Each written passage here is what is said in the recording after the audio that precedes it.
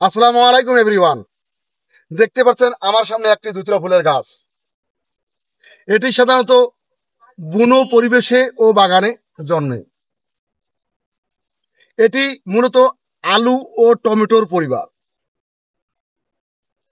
এই গাছটির পাতা ডিম্বাকার ও খসখসে হয়ে থাকে।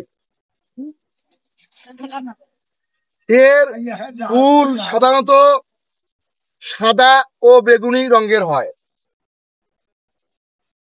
এর কিছু ব্যবহারও রয়েছে। এটি আয়ুর্বেদিক ও হোমিওপ্যাথিতে ব্যবহার হয়। এর তেল তৈরি করে ব্যথার জায়গায় ব্যবহার করলে ব্যথা কমে যায়।